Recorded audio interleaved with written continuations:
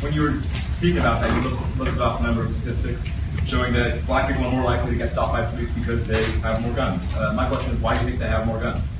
My personal view is that they have more guns because black people are poorer in general because there's a deep racial history in this country, a racial divide. That's my view. Okay. If you don't agree with that, why do you think it is that black people are, on average, poorer than white people, on average, more likely to get arrested, and et cetera? Okay, so the truth is, and this is sad to say, but the black crime rate has been significantly higher than the white crime rate for literally 150 years.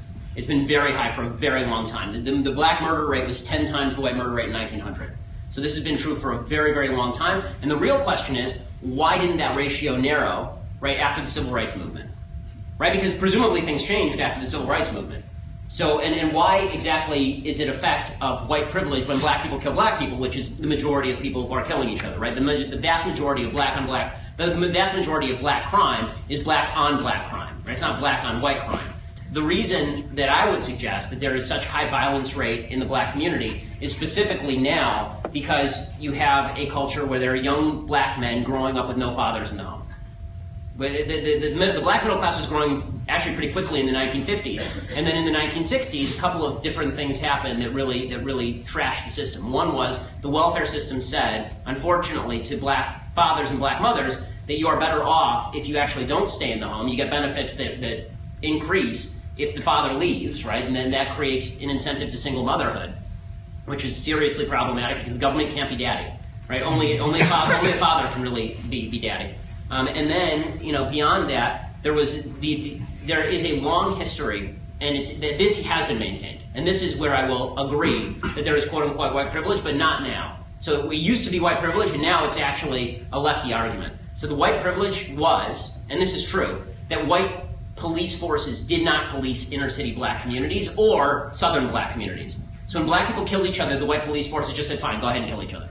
Like, really, this is true historically. Right? White police forces did not police black communities, so there's a lack of law enforcement in the black community, and so people break down. This is true in any tribal society where you don't have law enforcement or any overarching justice system. Right? So it's not unique to American blacks. This is true wherever there is no real justice system. People tend to take justice into their own hands, and you end up with retaliatory killings all over the place, which is what happened. That was true all the way until the 1960s, and then in the 70s and 80s when the crime wave really started to hit, right? Between 1960 and 1994, the violent crime rate in the United States multiplied by 400%, right? 400%. And when that happened, there was a real crackdown. I would say that what's happening now is not white privilege.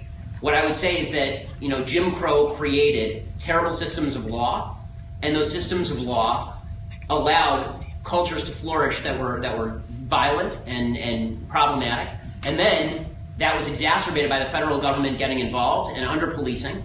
And now, when we actually have a situation where the police want to go in and clean things up, now the left has insisted that not happen. So that's not, I don't count that as white privilege. I call it, my problem with the term white privilege as a general rule is that it's too vague.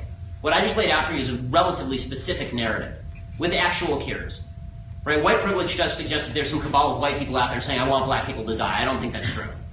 Right? I think that there are laws that were on the books that are racist. I think there were racists who promoted those laws. I think those laws were basically wiped out in the 60s. I think those racists were basically voted out of office in the 60s. And now what you've seen is the impact of other unintended policies that have created tremendous problems in the black community, but all of which can be solved. All of it. All of which can be solved by individual responsibility. Individual responsibility, right? Don't tolerate crime in your own community. Work with the cops. Ensure that your kids have fathers in the home so they're not gangbanging and walking around on the streets with guns.